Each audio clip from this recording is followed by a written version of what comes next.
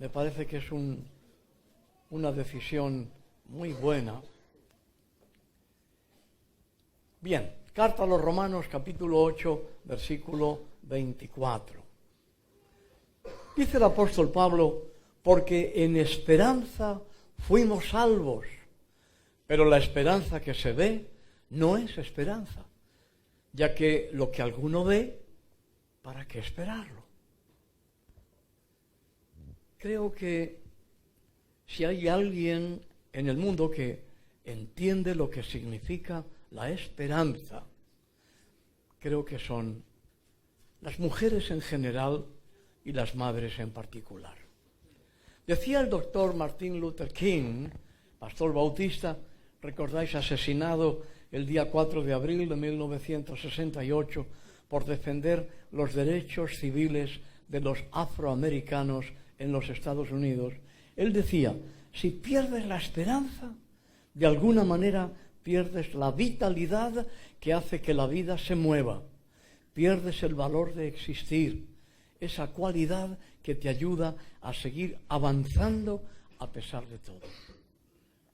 Y creo que en esto también la mujer en general y la madre en particular tiene una gran experiencia. Ahora, ¿cómo podemos mantener la esperanza cuando las circunstancias son absolutamente desalentadoras? Porque hay momentos, hay circunstancias auténticamente desalentadoras. Primeramente, es imprescindible reconocer que la esperanza es eterna, no por la naturaleza del mundo, sino por la naturaleza de Dios. Es decir, hay una esperanza que es según el mundo, y muchas personas que no son personas de fe, sin embargo, tienen esperanza y viven esperanzados. Pero la esperanza que es según el mundo no es eterna. Es una esperanza sujeta a cambios, alteraciones y muchas decepciones. La esperanza que es según la naturaleza de Dios es eterna. Fijaros que los místicos antiguos, la palabra místico viene de misterio, como todos sabéis, y la Biblia está llena de misterios. Es un misterio la existencia de Dios. Es un misterio que Dios se comunique con el ser humano. Es un misterio que Dios se haga carne en la persona de Jesús. Es un misterio nuestra elección, un misterio nuestra salvación. Son todo misterios. Pero los misterios de los místicos más antiguos dijeron que la luz de la creación no emanó ni emana del mundo material. Claro, fijaros que se nos dice que Dios creó la luz cuando todavía no existía el Sol en nuestro sistema planetario. Luego esa luz no era la luz solar, era otra luz. Y ellos dijeron que la luz de la creación no emanó ni emana del mundo material. Y que por lo tanto, ellos dijeron, es inútil buscar esa luz aquí, buscar esa luz en este mundo. Fijaros también que de una forma eufemística, el acto de parir lo llamamos dar a luz.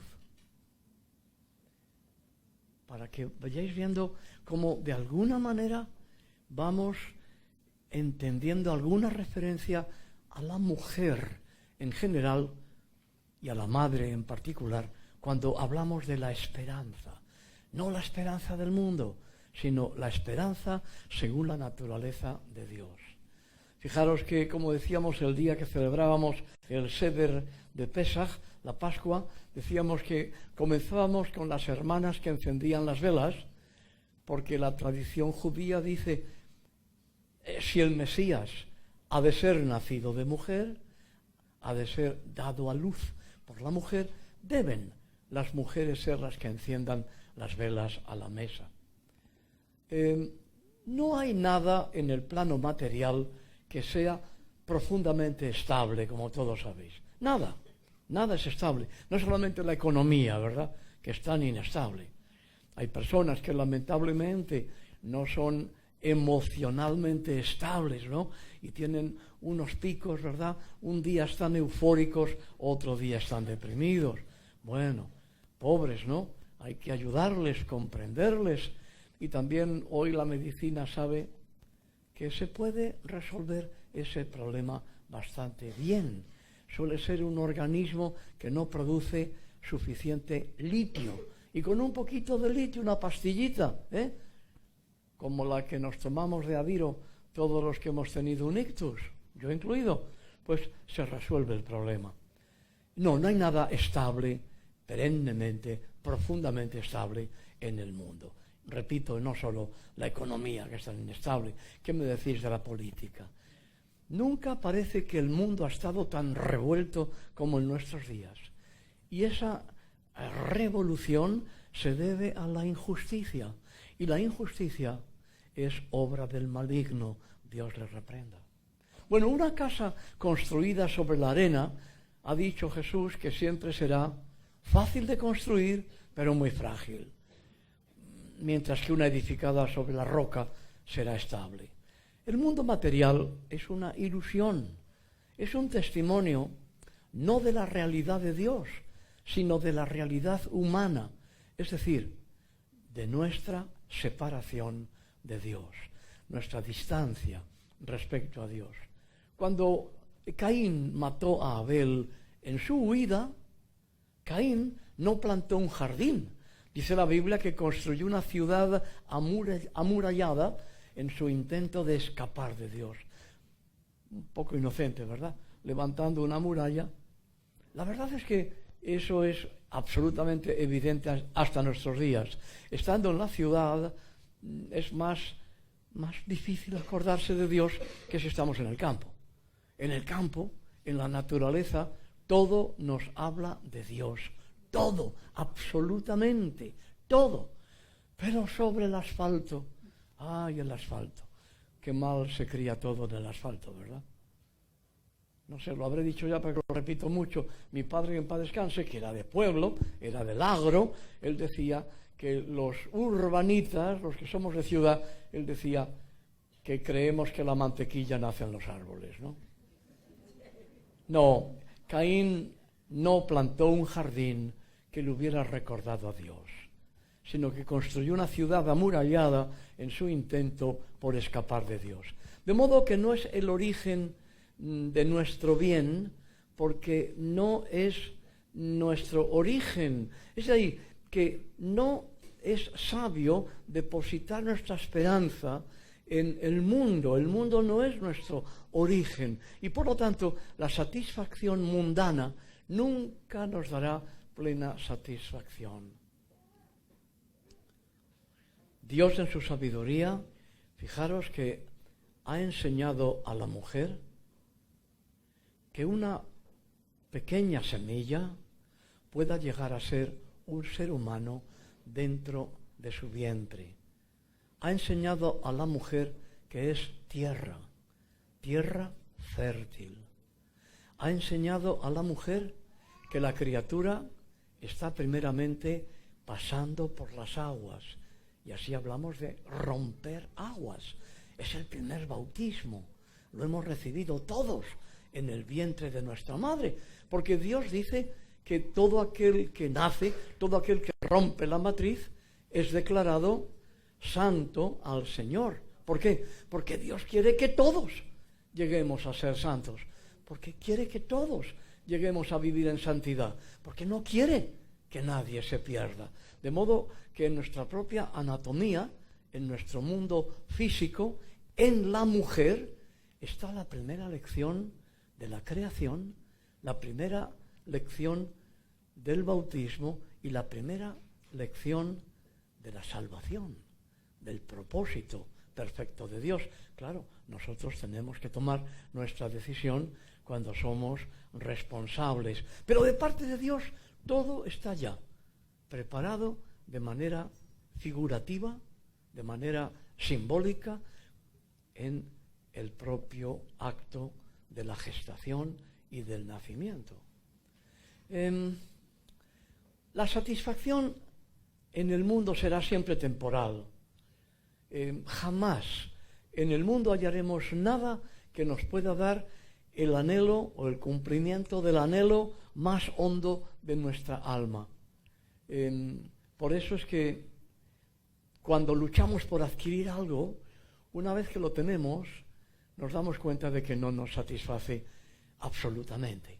Y entonces nos ponemos a buscar otra cosa y descubrimos que tampoco nos satisface absolutamente. Por un tiempito, pero luego enseguida, y así podemos pasarnos toda la vida tratando de tener. Ahí está basada la publicidad, el mercantilismo, el comercio, está basado en eso. Y por eso es que todos caemos en comprar cosas que realmente no necesitamos, ¿verdad? Si antes de entrar en los grandes almacenes dijéramos, ¿qué necesito verdaderamente? Seguro que gastábamos menos dinero, ¿verdad? Aunque el pasillo esté inclinado hacia los expositores, ¿verdad? Como cuando vamos con el carrito de la compra. Por eso es terrible enviar al marido a comprar, ¿no? Dicen, hoy algunos dicen que todos los hombres, sobre todo los jubilados, que todos los hombres trabajan para IBM, pero no la empresa de informática, no. IBM para comprar, IBM para traer. El anhelo más hondo de nuestra alma no lo conocemos. No sabemos cuál es el anhelo más hondo de nuestra alma. Solo Dios lo sabe. Y por eso Dios, en su infinita misericordia, lo revela. Revelar es un verbo que significa descorrer un velo. Él lo revela, lo muestra. A veces nos empecinamos, nos empeñamos por tratar de encontrar la satisfacción para nuestra alma en muchas cosas y vamos de fracaso en fracaso.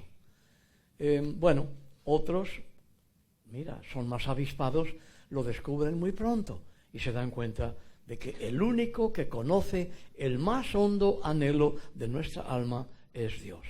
Ahora, la esperanza en relación con un resultado determinado siempre busca el placer. Es lo que buscamos todos. Y es normal, claro. ¿Cómo vamos a buscar el dolor? El dolor no se puede buscar. Si alguien busca el dolor, pues es que está bastante enfermo, ¿no? Buscamos el placer, todos queremos estar a gusto, pasarlo bien, disfrutar, es lógico.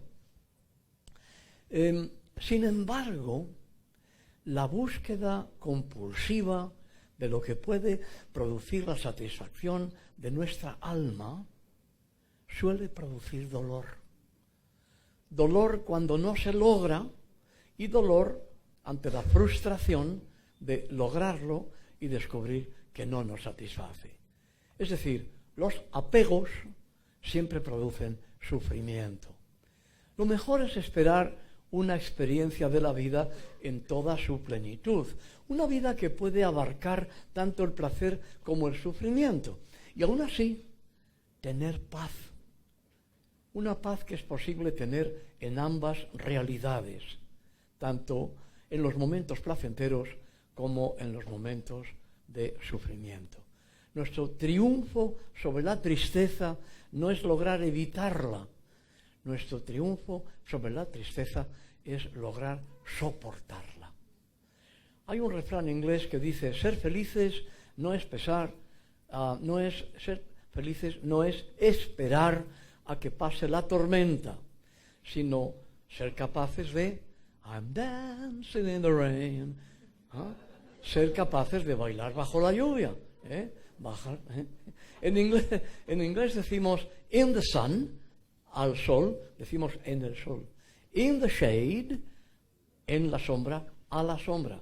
Y no decimos under the rain, bajo la lluvia, sino in the rain, en la lluvia. Ser capaces de bailar en la lluvia, eso es lo importante. No esperar a que pase la tormenta. Es soportar la tristeza o la lluvia, pues esperanzados. Pero por no asumir estas realidades, hay cristianos que lamentablemente se niegan a reconocer que son siervos, que somos siervos del siervo sufriente. y que no hay resurrección si primero no hay crucifixión. O que Jesús nos ha dicho que en el mundo tendremos aflicción, pero que podemos confiar porque Él ha vencido al mundo, no la aflicción. Jesús apuró la copa, no venció a la aflicción, la asumió, la vivió. Es al mundo al que ha vencido. El mundo, entiéndase, el orden del mundo establecido, que es el mayor de los desórdenes que hay. Porque el mundo como creación es una joya. Y aún el pecado, con toda su virulencia, no ha sido capaz de borrar la hermosura del mundo, la hermosura de esta tierra. Es algo extraordinario. Los astrónomos, los astrofísicos se quedan maravillados al ver que en medio de todos estos planetas del sistema solar, que están todos desérticos y feos y llenos de impactos, de repente hay una bola azul maravillosa que es la Tierra, que Dios la ha protegido tanto hasta el día de hoy, aún a pesar del pecado de los hombres, porque no fueron los animales los que pecaron, hemos sido los humanos. En la fe de Jesucristo podemos estar seguros de que nuestro espíritu será más grande siempre que los problemas que tengamos que afrontar. Por eso, claro, hay lamentablemente hermanos, hermanas que creen en Cristo, entregan su corazón a Cristo porque creen que no van a pasar por ningún problema, sus dificultades se van a allanar todas. Y no hay duda de que en Cristo Jesús se resuelven muchos problemas, especialmente los problemas que nosotros mismos nos hemos buscado. Yo recuerdo haber leído, claro, una anécdota que hemos utilizado, creo que todos los predicadores del mundo, hablando de aquel niño, era un niño, que le preguntaban qué es lo que había ocurrido en su familia cuando su padre pues había aceptado a Cristo como su Señor y Salvador. Y el niño decía con mucha razón, pues antes de que mi papá fuera cristiano, en mi casa apenas había muebles, en mi casa jamás íbamos de vacaciones, en mi casa comíamos mal y poco, pero desde que mi padre se convirtió, el vino, el alcohol, ahora se ha convertido en muebles, en comida normal. Y yo recuerdo que eso me lo dijo también una criatura, que entonces, claro, era un niño muy pequeño, hoy ya es un padre de familia, un hermano amado, al que tuve el privilegio de bautizarle a él y luego oficiar su ceremonia de boda y luego bautizar a sus hijos. Y eso mismo nos dijo a Marisol y a mí hace muchos años, ¿verdad, Marisol? Que el papá, que era alcohólico, entregó su corazón al Señor, el Señor le sanó, una sanidad impresionante. No tuvo necesidad de medicamentos, no tuvo que pasar por ningún centro de rehabilitación, el Señor lo hizo y lo hizo. ¿Sabéis? Un hermano que no está entre nosotros ya, descansa con el Señor. Cuando estábamos muy preocupados por este hombre, por este hermano, por este papá, y estábamos, no sabíamos qué hacer, recomendándole que fuera a ponerse en manos de los médicos, recuerdo que un día en la congregación se levantó y dijo: ese espíritu no sale sino con oración y ayuno. Y la iglesia oró, ayunamos y se produjo la sanidad. Nunca nuestros problemas serán mayores que el Señor. El Señor está por encima de todos los problemas. Y la cuestión no es lo malas que puedan ser las cosas, que pueden ser muy malas, sino lo bueno que es Dios, la grandeza de Dios. La esperanza radica en tener más fe en el poder de Dios para sanarnos que en el poder de cualquier otra cosa por perjudicarnos o destruirnos. Reconocemos que una enfermedad puede ser muy grave, pero confesamos que el poder de Dios es mayor. Eso no quiere decir que no haya llegado el fin de nuestros días. La palabra de Dios dice, está establecido que el hombre muera una vez y después el juicio. Por lo tanto, si el Señor Jesucristo no viene antes, tendremos que pasar por la muerte. Pero hemos de confesar que el poder de Dios es infinitamente superior a cualquier poder que pueda intentar perjudicarnos o destruirnos. Cuando verdaderamente nosotros asumimos que somos hijos o hijas de Dios, entonces podemos comprender que somos infinitamente mayores que nuestros problemas. No que no los podamos encontrar, no que no puedan surgir ante nosotros. Claro que sí. En el mundo tendréis aflicción, ha dicho el Señor. Claro. Pero, ¿verdaderamente creemos que somos hijos e hijas de Dios? De corazón, en lo más hondo de nuestro ser. No me digas yo soy cristiano, cristiana. Yo no he dicho eso. Millones ahí afuera, cuando sales a predicar y les hablas de ser cristiano, te dicen que lo son. Unos porque dicen, bueno, los más cultos dicen, yo pertenezco a la cultura occidental cristiana. Vale, pues me parece muy bien. Pues la cultura occidental cristiana en el siglo XX, por lo menos 2 guerras mundiales. Así que ya ves tú lo importante que será la cultura occidental cristiana. Con Cristo es maravillosa, sin Cristo no es nada más que una cultura más, entre otras culturas, en la que los imperios organizan guerras. ¡Claro! Otros te van a decir, no, yo soy cristiano porque me bautizaron cuando era pequeño. Bueno, otro te va a decir, yo soy cristiano porque no hago mal a nadie. ¿A que sí? Que es muy frecuente eso. Nosotros sabemos que un cristiano, una cristiana, es un pecador, una pecadora, que ha reconocido la realidad del pecado, que se ha dado la vuelta, que es lo que significa arrepentirse, darse la vuelta, que ha dejado una vida pasada atrás y ha invitado a Cristo a ser el Señor de su vida. Eso es ser cristiano, eso es ser un cristiano. Entonces, cuando asumimos que somos hijos e hijas de Dios, no he dicho cristianos, que es muy bueno, no, digo hijos e hijas de Dios, entonces podemos comprender que somos infinitamente superiores a todos nuestros problemas. Recordemos que toda manifestación de miedo es un reflejo del hecho de que la humanidad ha olvidado su identidad espiritual. Mi Biblia dice, Adán, hijo de Dios. El pecado nos ha hecho olvidar nuestra identidad divina. Por eso en la parábola del hijo pródigo, el hijo pródigo quiere decir espléndido, generoso. Bueno, se gastó la fortuna en cosas malas. Por eso fue pródigo. Cuando regresa al Padre arrepentido, y con un arrepentimiento un poquito condicional, es que se ha dado cuenta que envidia a los cerdos. Los cerdos están allá sobre el oink, oink, oink, oink, oink, hino.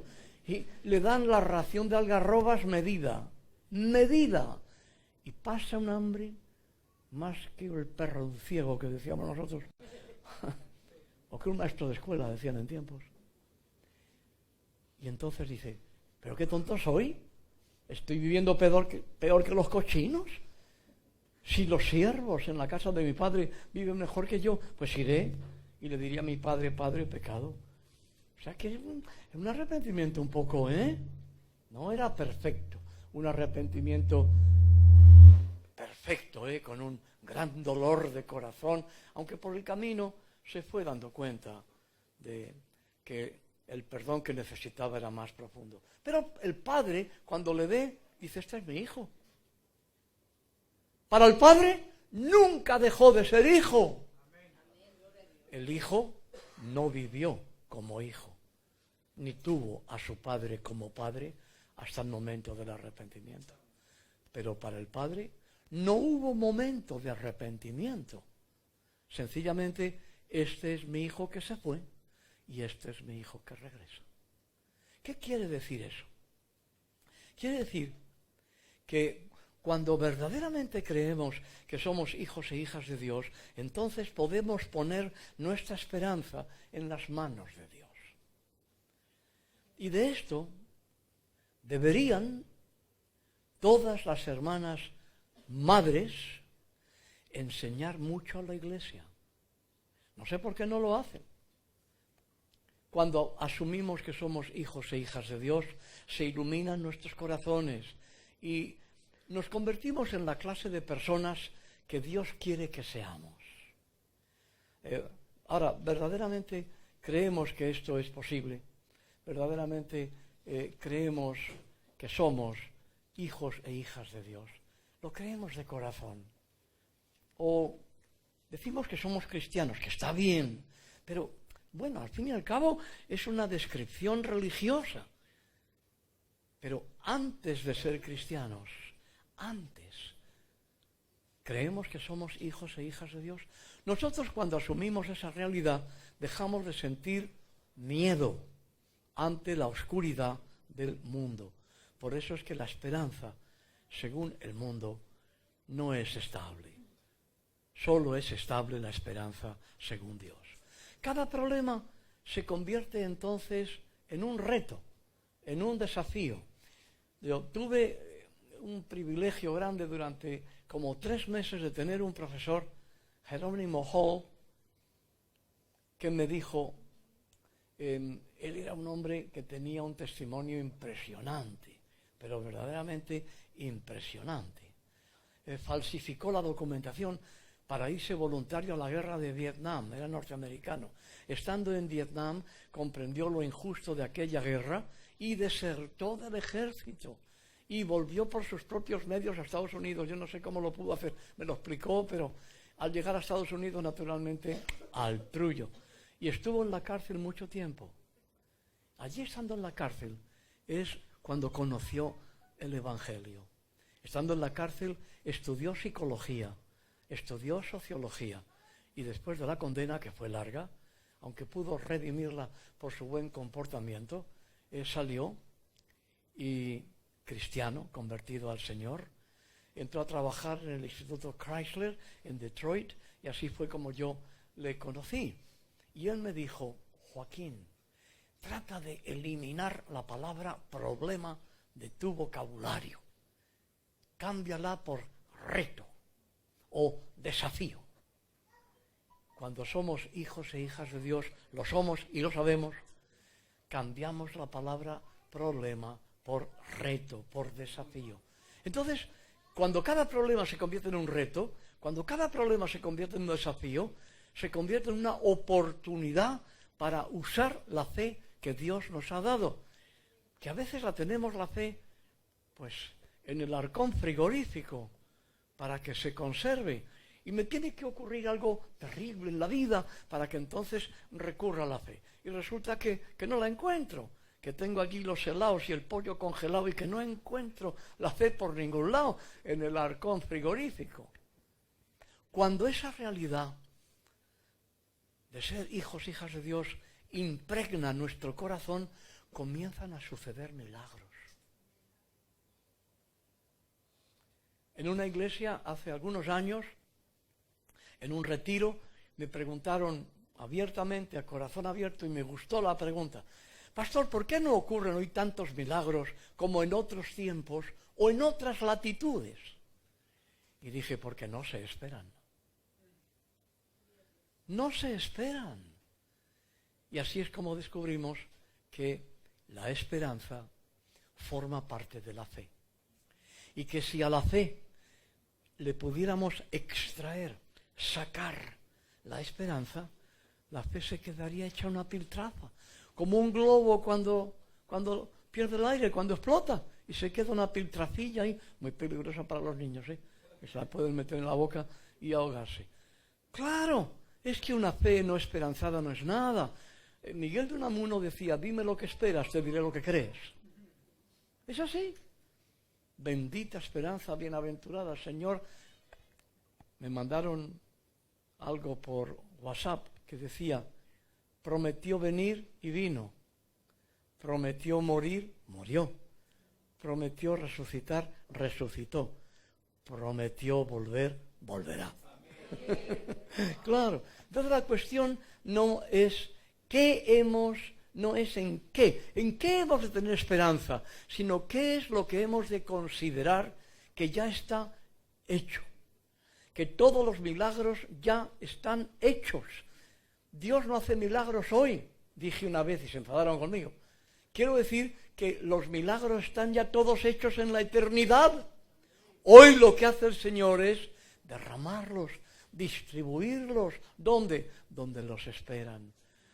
Tú seguramente que has viajado y has llegado a un sitio donde nadie te esperaba. ¿A qué nos gusta? En ocasiones yo he llegado a un lugar en viajes a las 2 de la mañana, a las 3 de la mañana, en un tren, en una estación fría y metálica y oxidada, y allí no había nadie, yo solo. ¡Qué horror! Ahora, qué diferencia cuando tú viajas, ¿verdad? Y a ti te están esperando, ¿verdad? Sea en avión o en tren, y te están esperando para recibirte, para darte un abrazo, para darte un beso. No. Necesitamos la esperanza para ver suceder milagros. Hablamos en castellano de una mujer en estado de buena esperanza. Hoy es Día de las Madres. Estado de buena esperanza. Es decir, está embarazada. ¿Qué palabra más fea, embarazada? Es una palabra muy embarazosa. En estado de buena esperanza, en estado de buena esperanza. ¿Lo es? Porque contiene en sí vida. Vida. La vida está en la esperanza. No está en la fe sin vida. En la fe con esperanza, sí. Ahí está presente. Claro. Pero si la fe no es fe esperanzada, si solo es una fe teórica, si solo son artículos de fe, no. Eso no sé ni lo que es, ¿verdad? Y la palabra de Dios dice que lo que tenemos que hacer es saludar de lejos a lo que viene. Dios ha determinado en la estructura de su creación que toda oscuridad se vuelva a convertir en luz un día. En el Evangelio de Juan, capítulo 1 y versículo 5, se nos dice que la luz resplandece en las tinieblas y las tinieblas no prevalecieron. Si buscamos en el original griego, ese prevalecer significa dominar. ¿Por qué? Porque la tiniebla, la oscuridad profunda, en todos los órdenes, está en las manos del malo. Dios les reprenda. Y por eso es que la esperanza en cada noche es que vendrá la mañana. Y por eso el Señor es denominado en la Biblia el lucero de la mañana, nuestro sol de justicia. Para alguien que está en prisión, la esperanza no es que pronto será liberado. La esperanza es saber que en el mundo de Dios no existen muros. Y por eso todos los que han tenido un encuentro con el Señor en Cristo Jesús, un encuentro con el Señor estando en la cárcel, estando en prisiones, todos, si no han abandonado al Señor, jamás han vuelto ni volverán a la cárcel, a menos que sea por predicar a Cristo. Los únicos muros que pueden retenernos son los muros que dividen los corazones. Son unos muros invisibles, pero son los verdaderamente espesos. Muchos han conocido a Jesucristo como su Señor y Salvador personal dentro de los muros de las cárceles. Son muchos más de los que podemos imaginar. He colaborado en la medida de lo posible, muy poquita cosa, pero he apoyado, debería decir, la obra de MEP, Ministerio Evangélico en Prisiones. Y las últimas estadísticas que me enviaron hacen pensar que se aproxima mucho el número de reclusos, el número de internos que han entregado su corazón a Cristo al número de los que estamos al otro lado de la verja. Claro, eso no aparece en las estadísticas. no puede suceder nada para que Dios no sea Dios. Y esto no es un simple juego de palabras, sino una realidad constatable. Dios tiene un enorme sí para todos nosotros. Somos nosotros los que nos empeñamos muy frecuentemente en decir no. Y sin embargo, la oferta divina de amar, en lugar de tener miedo, está en pie. Todos podemos elegir el papel, el rol en nuestra vida. Si a mí me contratan para trabajar en una película, no creo. Tengo esperanza. Puedo ir al director y decirle, no me gusta el papel que me dieron, dime usted otro. Me va a decir, pues si no le gusta, pida la cuenta. Pero hermanos, no es así con Dios, el gran director de la película universal. A Dios podemos ir, todos, y decirle, Señor, no me gusta el rol que me ha atribuido la sociedad. No me gusta el papel que lamentablemente me dieron en mi casa o en mi familia, lamentablemente. No me gusta la situación en la que me encuentro. Yo quiero otro papel. Soy un hijo tuyo. Esa oración es necesaria, es lícita, la debemos hacer. O bien, por el contrario, podemos decir, gracias Señor por el papel que tengo, bueno, pues voy a tratar de vivirlo conforme a tu voluntad en tu palabra. Todos podemos retirar nuestra fe en los conceptos mentales que nos han guiado hasta donde nos encontramos, dándonos cuenta de lo inadecuados que han sido para guiarnos donde pretendíamos llegar. Porque con frecuencia, y como parte del daño que el pecado ha producido en nuestras vidas, con mucha frecuencia decimos que queremos ir en una dirección, pero damos los pasos más contrarios a la dirección en la que queremos dirigirnos. Eso exactamente es lo que significa arrepentirse, es darse la vuelta. Por el camino por el que voy, no hay vida, no hay satisfacción. Necesito encontrar lo que satisfaga hondamente mi alma, lo más hondo de mi ser. Poner la fe en Dios es poner la fe en el amor y darle la espalda al miedo, porque una gran parte, cuantitativamente, del pecado se debe al miedo. Entonces comprendemos que no se trata de esperar que suceda esto o que suceda aquello, sino de alcanzar un estado de conciencia en el que suceda lo que suceda, no nos apartamos del amor y de la paz, las grandes herencias de Dios en Cristo Jesús, para todos cuantos las quieran recibir. Él no las da, ya las dio, como aquello del libro de cheques de la fe. Ya tenemos el talonario y está firmado. Solamente tenemos que ir a cobrar, a hacer efectiva la promesa que el Señor nos ha dado. La esperanza es, por lo tanto, una actitud.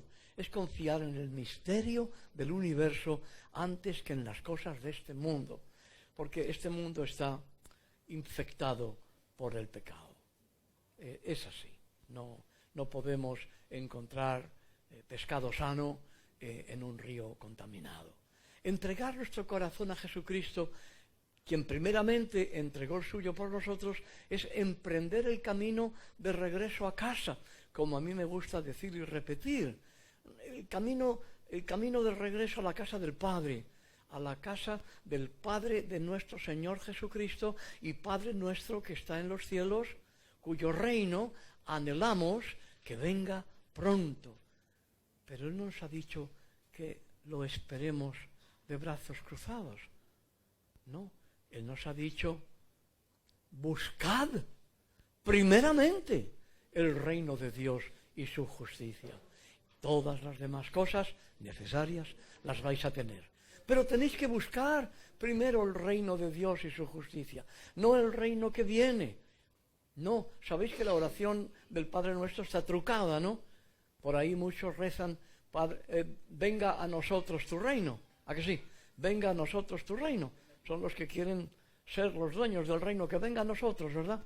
De forma vaticanista o en cualquiera de los imperios.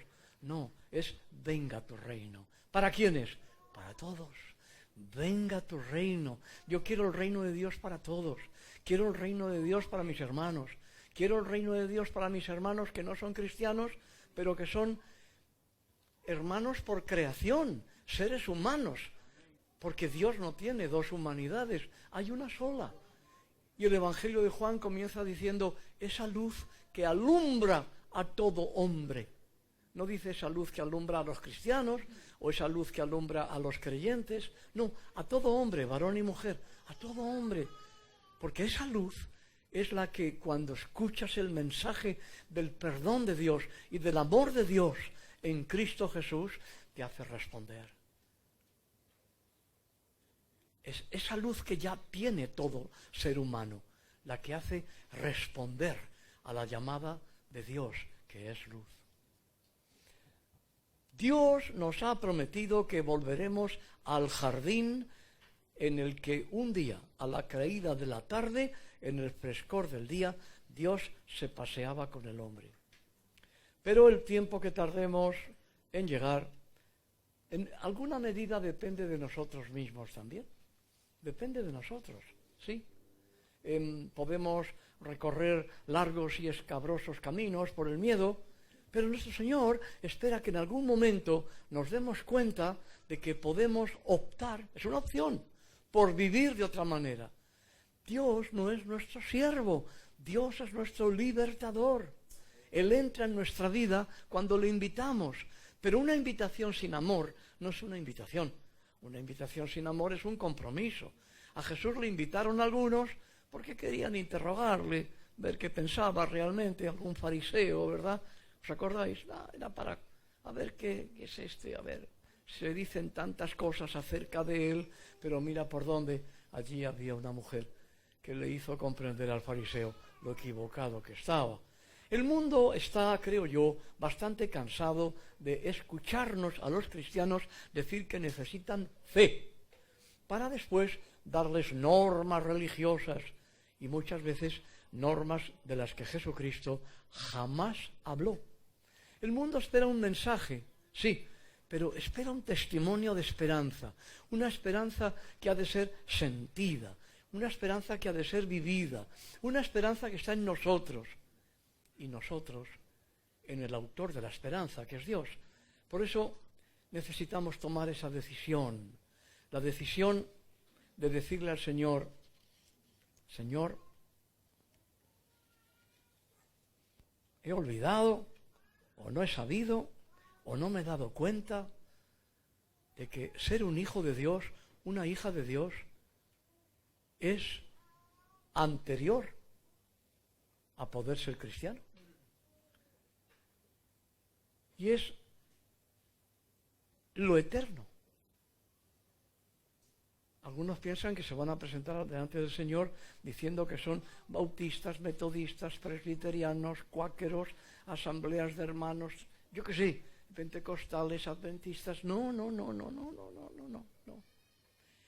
El Señor ha venido a buscar y salvar lo que se había perdido.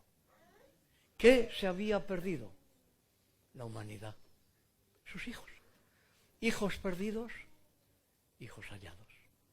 Este es mi hijo, que se había perdido y ahora vuelve. Así es como Dios ve las cosas en su palabra y nosotros solamente debemos verlas de esa manera. De modo que te habrán enseñado muchas veces que antes de entregar tu corazón a Cristo eres una criatura de Dios. O sea, como un perro, como un gato, y no, como un cerdo. Pues mira, me vas a perdonar, pero no. Tú puede que seas un hijo de Dios o una hija de Dios que has vivido sin Dios, que no has sabido de tu padre, o que te han enseñado una religión que realmente ha sido un impedimento en lugar de una facilidad para emprender el camino de regreso. Complicado, con muchos mandamientos, muchas ordenanzas, muchas leyes, muchas cosas. Y de repente, claro, aparece Jesús y dice, venid a mí todos. Todos. Venid a mí. ¿No tienes fe? Ve a Jesús. Necesitas un milagro. Pues ve a Jesús. Verás cómo tu vida cambia porque te va a dar una opción nueva, un rol nuevo, un papel nuevo. Vas a poder emprender una vida nueva. Creo que es el momento en que deberíamos todos inclinar nuestra cabeza, cerrar nuestros ojos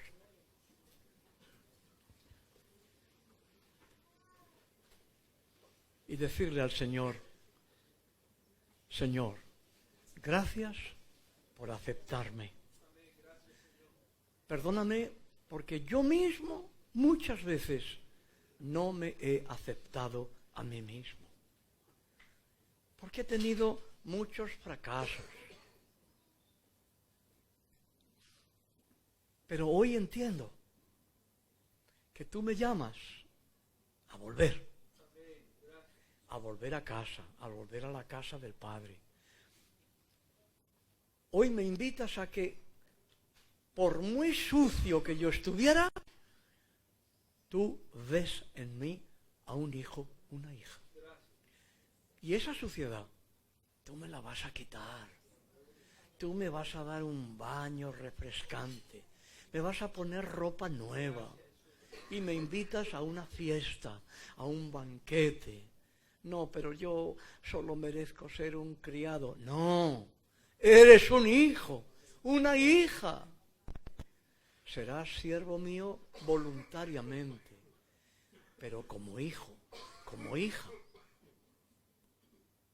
Si tú estás dispuesto, dispuesta a tomar esa decisión, esa opción, abrazándote a Jesucristo, el que dio su vida por ti, por mí, por todos en la cruz del Calvario, yo te voy a pedir en esta mañana, si no lo has hecho nunca, o lo hiciste y te fuiste lejos, que te pongas en pie. Ponte en pie. Si has tomado esa decisión, Padre, vuelvo a ti. Padre, vuelvo a ti. Por primera vez, o lo hiciste y te fuiste lejos, siempre será volver. Siempre es volver a Dios cuando nos arrepentimos y confesamos nuestros pecados. Siempre es volver. Dios está siempre en el camino de retorno, siempre en el camino de vuelta. Te invito a que te pongas en pie, como este hermano ha hecho en esta mañana, y otro hermano por aquí, y otro por aquí. Ponte en pie, ponte en pie. Yo me pongo en tus manos, Señor.